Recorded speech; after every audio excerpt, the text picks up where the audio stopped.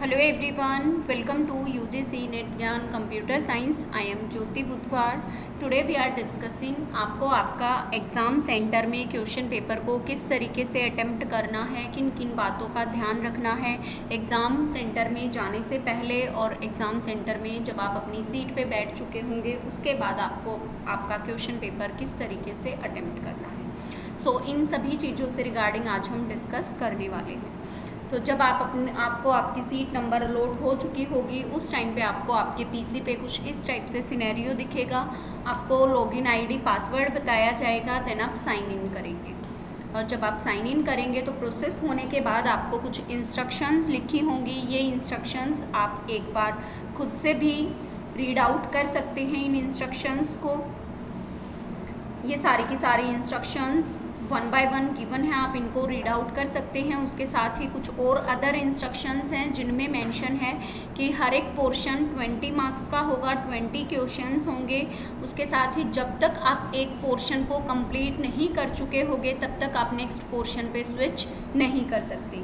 और आपके exam form के अकॉर्डिंग, आपके एग्ज़ाम पेपर के अकॉर्डिंग जिस तरीके से आपका क्वेश्चन पेपर होगा उसी पैटर्न में आपको हर एक पोर्शन को, हर एक सेक्शन को कंप्लीट करना है। आप अपनी मर्जी से किसी सेक्शन पे स्विच नहीं कर सकते।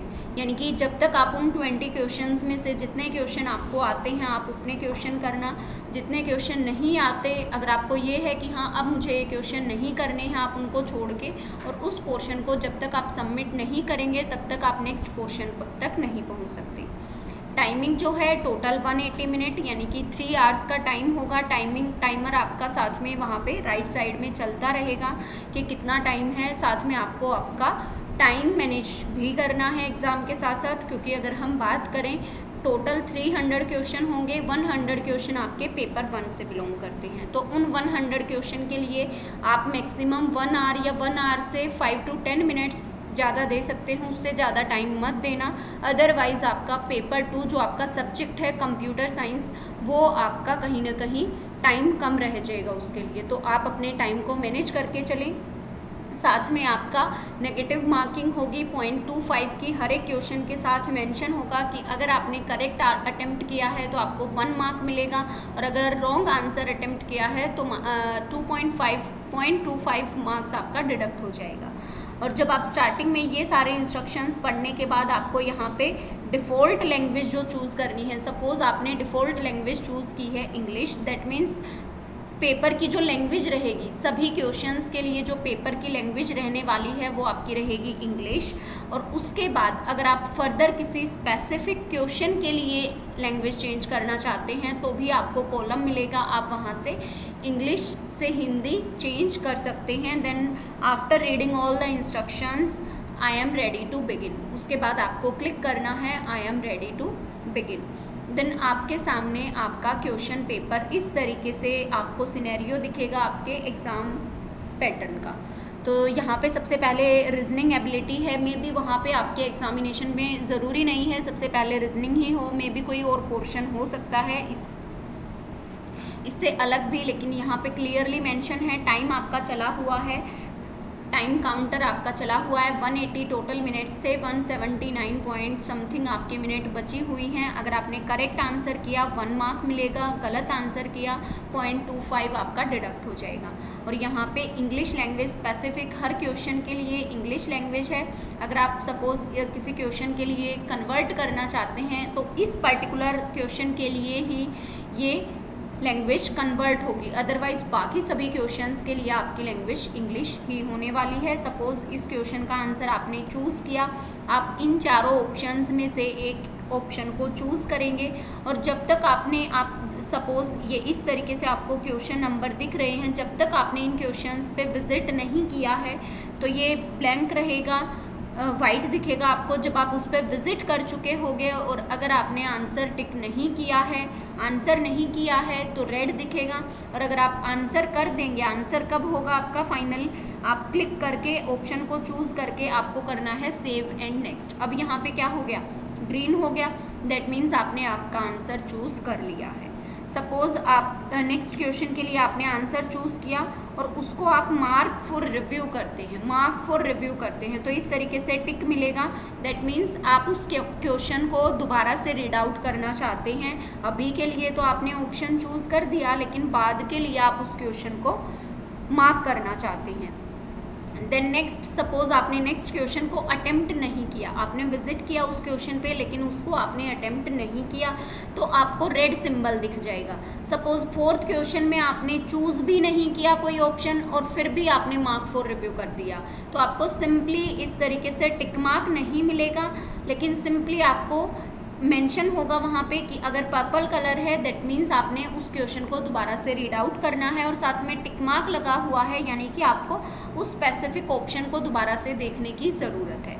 ठीक है, और इसी तरीके से ये करते करते जब तक आप सभी क्वेश्चंस पे जा नहीं चुके होंगे और उन क्वेश्चंस के आंसर नहीं कर चुके होंगे, तब तक जब तक सारे के सारे कॉलम्स जो हैं खाली रहेंगे। जब आप आंसर कर चुके होंगे तो ग्रीन हो जाएगा, आंसर नहीं करेंगे तो रेड रहेगा। मार्क फॉर रिव्यू किया है, टिक आंसर भी किया है और साथ में मार्क फॉर रिव्यू है, तो आप उस आंसर को दोबारा से रिव्यू करना चाहते हैं। और अगर सिंपली क्वेश्चन में आंसर भी पिक नहीं किया है तो भी अगर आप मार्क फॉर रिव्यू कर सकते हैं उस क्वेश्चन को।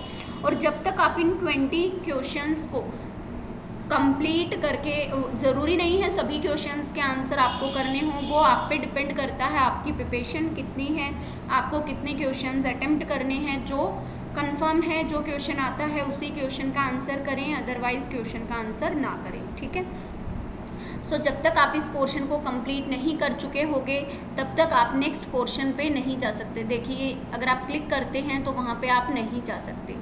और मेंटल एबिलिटी जो पोर्शन आपका ओपन हो रखा है जिस टाइम पे आप क्वेश्चन पेपर कर रहे हैं वो आपका हाईलाइट होगा। वहाँ पे साथ में जब आप आई बटन पे क्लिक करेंगे तो सारी चीज़ें मेंशन होंगी। आपने 2 क्वेश्चन के आंसर किए हैं, 3 क्वेश्चन के आंसर नहीं किए, 13 क्वेश्चन ऐसे हैं जो कि विजिट नहीं हुए हैं, 1 क्वेश्चन ऐसा है जो मार्क फॉर रिव्यू है, 1 क्वेश्चन ऐसा है जिसका आंसर किया है लेकिन उसको भी आप रिव्यू करना चाहते हैं। इवेल्युएशन के टाइम पे इस आंसर को कंसीडर नहीं किया जाएगा। सपोज़ मुझे इस पोर्शन में इतने क्वेश्चन आते हैं और मैं इस पोर्शन को करती हूँ सबमिट, तो यहाँ पे आपको ये पूरी समरी दिखेगी उस 20 पोर्शन के लिए, उस 20 क्वेश्चन के पोर्शन के लिए आपको ये समरी दिखने वाली है, कितने क्वेश्चन थे, कितने आंसर किए, जो कि आपको आई बटन पे दिख रहे थे। ठीक है, वही चीज़ आपको यहाँ पे दिखेगी। अगर आपने एक बार यहाँ पे येस कर दिया तो आप दोबारा से उस पोर्शन पे विजिट नहीं कर सकते। अगर आप नो करते हैं तो फिर से आप अगर कोई क्वेश्चन चूज़ करना चाहते हैं, सपोज 12 क्वेश्चन ऐसा है जिसका आप आंसर करना चाहते हैं, आपने आंसर कर दिया, देन आप सबमिट करते हैं। अगर आपने यहाँ पे नो किया है तो आप उस क्वेश्चन पे जा सकते हैं, लेकिन जब तक इसको येस नहीं करेंगे, सपोज आपने येस कर दिया, दैट मीन्स आप मेंटल एबिलिटी वाले पोर्शन को कम्प्लीटली सबमिट करना चाहते हैं और आप स्विच करना चाहते हैं कि आप नेक्स्ट क्वेश्चन पे जाएँ। देन नेक्स्ट पोर्शन आ जाएगा आपका जनरल अवेयरनेस। देन सपोज आपने टिक किया, सेव एंड नेक्स्ट किया। इस तरीके से आप एक एक क्वेश्चन को चूज़ करके और टोटल 20 क्वेश्चंस में से जितने क्वेश्चन आपको आते हैं उनको अटेम्प्ट करके, जब तक आप उस 20 पोर्शन को अटेम्प्ट नहीं करेंगे, यहाँ पे हर एक पोर्शन से रिगार्डिंग आपको ये टेबल मिलेगी। 2 पोर्शन आपके कंप्लीट हो चुके हैं, हर एक पोर्शन से रिगार्डिंग आपको ये टेबल मिलेगी। और जब तक आप इन सभी को कंप्लीट करके सबमिट करके नेक्स्ट पे नहीं जाएंगे तब तक आप नेक्स्ट पोर्शन पे भी स्विच नहीं कर पाएंगे। सपोज़ आपने 2 पोर्शन कंप्लीट कर लिए, अगर आप इस पे दोबारा से जाना चाहते हैं तो नहीं जाएंगे, इस पे भी नहीं जा सकते, आगे वाले पे भी नहीं जा सकते। ठीक है, यानी कि जिस पोर्शन पे आप हैं सिर्फ उसी पोर्शन को आपको पहले अटेम्प्ट करना है। साथ में आपके पास टाइम स्लॉट गिवन है। जब तक आप इन 5 पोर्शन को करें, आप 1 आवर के अंदर कोशिश करें कि 1 आवर में ही आप इन 5 पोर्शंस को कर चुके हों। सेम पैटर्न रहेगा आपके सब्जेक्ट के लिए, आपके सब्जेक्ट के लिए सेम पैटर्न रहेगा। सब्जेक्ट में भी आपके टोटल 20 क्वेश्चंस का सेक्शन आपको मिलेगा। जब तक आप उस सेक्शन को कंप्लीट नहीं करते हैं तब तक आप नेक्स्ट पोर्शन पे नहीं जा सकते। लाइक मैं इस पोर्शन को सबमिट करती हूँ और येस किया, देन अगेन येस किया कि मैंने अर्थमेटिक एबिलिटी पोर्शन को सबमिट कर दिया है। देन जनरल हिंदी आ गया, सपोज़ इस पोर्शन को भी मैंने येस किया, देन अगेन येस किया।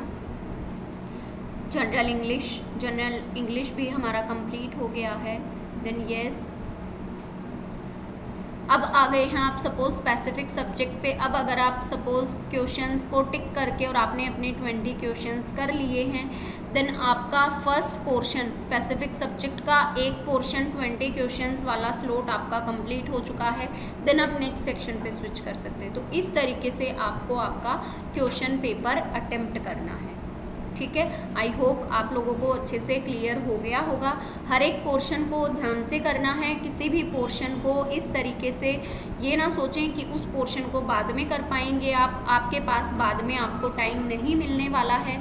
तो जितना पॉसिबल हो सके आप एक टाइम पे ध्यान से उस पर्टिकुलर स्पेसिफिक सब्जेक्ट के क्वेश्चंस को अटेम्प्ट करें। जितने क्वेश्चंस आपके सामने जो 20 क्वेश्चंस विजिबल हैं उन क्वेश्चंस को अच्छे से अटेम्प्ट करें। टोटल 20 करें ऐसा ज़रूरी नहीं है, जितने क्वेश्चन आपको आते हैं आप उतने क्वेश्चंस को अटेम्प्ट करके देन नेक्स्ट पोर्शन पे स्विच कर सकते हैं। अगर आपको लगता है कि हाँ बाकी के क्वेश्चन मेरे से नहीं हो रहे या मुझे नहीं आएंगे तो उनको आप छोड़ भी सकते हैं, ठीक है। उसके साथ ही अगर हम बात करें एग्ज़ाम सेंटर में जाने से पहले आपको किन किन बातों का ध्यान रखना है, तो ये सब था हमारा एग्ज़ाम सेंटर में जाने के बाद आपको जो शेड्यूल मिलेगा उन सब चीज़ों के लिए आपको जो जो चीज़ें ध्यान रखनी थी वो सब मैंने आपको डिटेल में बता दी हैं। उसके बाद है एग्ज़ाम सेंटर में जाने से पहले आपको किन किन बातों का ध्यान रखना है। तो सबसे मोस्ट प्रोबेबली जो मैं गर्ल्स के लिए बताने जा रही हूँ, गर्ल्स अपने गोल्ड की आइटम कुछ भी ना लेके जाएं, गोल्ड का आइटम कुछ भी ना लेके जाएं, अपनी सारी चीज़ें घर पे निकाल के जाएं। क्योंकि वहाँ पे क्या होता है, भीड़ इकट्ठी होती है और भीड़ में वो लोग फिर क्या करते हैं, सपोज़ आपने ईयरिंग पहने हैं, गले में चेन पहनी है, रिंग्स पहनी है, उनको वहाँ पे वो लोग गेट पे एंट्री करेंगे तब उस टाइम पे निकालने के लिए कहेंगे। तो कोई अकेला जाता है या फिर कोई पेरेंट्स के साथ भी जाता है तो बार बार अंदर आना बाहर जाना, तो उन सब चीज़ों से बचने के लिए आप अपनी कोई भी एक्सेसरी साथ में ना लेके जाएं। यहाँ तक कि आपके हाथ में कोई धागा बंधा हुआ है उन सब चीज़ों को भी आप अपना घर पे ही निकाल के जाएं, ठीक है। सो जाते समय सिर्फ आपको कुछ भी नहीं लेके जाना, साथ में क्वेश्चन पेपर को अटेम्प्ट करने के लिए आपको रफ शीट और पेन आपको वहीं पे अवेलेबल होगा। रफ शीट और पेन आपको आपकी सीट पे अवेलेबल होगा। तो आपको घर से सिर्फ आपको आपका एडमिट कार्ड लेकर जाना है, आपको आपका एडमिट कार्ड लेकर जाना है, साथ में आपको आपका आइडेंटिटी प्रूफ लेकर जाना है, लाइक आधार कार्ड, जो भी वहाँ पे आपके एडमिट कार्ड में मेंशन है। और प्लीज़ टाइम जो आपका टाइम स्लॉट है, जो हमारी सपोज़ अगर हम फीमेल की बात करें तो 7:30 से लेके 8:30 तक का टाइम है, गेट का एंट्री टाइम है। तो जो आपका एंट्री टाइम है आप उसी टाइम पे पहुँचें, उससे ज़्यादा टाइम ना करें। कई बार स्टूडेंट सोचते हैं कि एग्ज़ाम तो 9 बजे शुरू होना है तो मैं 9 बजे तक पहुँच जाऊँगा, और कई सेंटर ऐसे होते हैं जो प्रॉपर टाइम है उस टाइम के बाद अगर कोई स्टूडेंट आता है तो उसको एंट्री नहीं देते हैं। तो रिस्क ना लें, आपने इतने दिन मेहनत की है, उस मेहनत को दिखाने का दिन आपके सामने आने वाला है। तो उस दिन आपको अपनी सिर्फ मेहनत दिखानी है जो भी आपने अब तक पढ़ा है। तो सभी चीज़ों से दूर होके सिर्फ आपको अपना टाइम मैनेज करना है। आपको एग्ज़ाम सेंटर में जाने से पहले बिल्कुल फ्रेश माइंड में जाएं, किसी चीज़ की ना टेंशन लें। अगर आपका कुछ रिवीजन के लिए भी बचा हुआ होगा तो भी आप अपना एग्ज़ाम सेंटर में जाने से पहले जितना जो हो सके उतना ज़्यादा रिवाइज़ करें। एग्ज़ाम सेंटर में जाने के लिए जब जाएं तो बिल्कुल शांत मन से जाएं, टेंशन फ्री होके जाएं, अच्छे से अपना घर से खाना खा के पानी पी के तब जाएं। और एंट्री टाइम जो है उसी टाइम पे आप अपना एग्ज़ाम सेंटर में एंट्री कर चुके हों। साथ में आप अपना कोई भी एक्सेसरी आइटम ना लेके जाएँ, वॉच ना लेके जाएँ, जो भी अलग से कुछ भी जो एक्सेसरी आइटम होते हैं, कुछ पर्सनल चीज़ें होती हैं, उन सब चीज़ों को वहाँ पे लेकर ना जाएं। हाँ, एग्ज़ाम सेंटर में आपको बाहर रखने के लिए मिल जाएंगे कि हाँ भी आप अपने बैग्स को, अपने एक्सेसरीज़ को रख सकते हैं। लेकिन अगर गोल्ड की आइटम आप कोई भी गर्ल, कोई भी फीमेल गोल्ड के आइटम्स को ना लेके जाएं, ठीक है। क्योंकि वहाँ पे फिर वो लोग बोलते हैं कि इनको निकाल के आओ, अलाउ नहीं है। तो उन सब चीज़ों से बार बार परेशान होने से अच्छा है आप अपनी इन चीज़ों को घर पे ही रख के जा सकते हैं, ठीक है। और एग्ज़ाम सेंटर में टाइम पे जाएं। सो आई होप सारी चीज़ें आप लोगों को अच्छे से क्लियर आउट हो गई होंगी। किन किन बातों का आपको ध्यान रखना है एग्ज़ाम सेंटर में जाने से पहले, एग्ज़ाम सेंटर में जाने के बाद कैसे आपको क्वेश्चन पेपर को अटेम्प्ट करना है, किस तरीके से आप के सामने आपका क्वेश्चन पेपर होगा। आई होप ये सारा सिनेरियो आपके सामने क्लियर हो गया होगा। फिर भी फर्दर अगर किसी स्टूडेंट का कहीं पे कोई डाउट है तो आप मुझे कमेंट सेक्शन में कमेंट करके पूछ सकते हैं। और अगर कोई स्टूडेंट ऐसा है जिसका एडमिट कार्ड डाउनलोड होने में अगर कोई प्रॉब्लम है तो वो अपने क्रेडेंशियल मेरे साथ शेयर कर सकता है, एक बार देख लेंगे। बाकी अदरवाइज़ तो आई थिंक सभी स्टूडेंट के एडमिट कार्ड अपलोड हो चुके हैं, डाउनलोड हो चुके हैं। फिर भी अगर फर्दर किसी स्टूडेंट का कोई डाउट है तो आप मुझे कमेंट सेक्शन में कमेंट करके पूछ सकते हैं।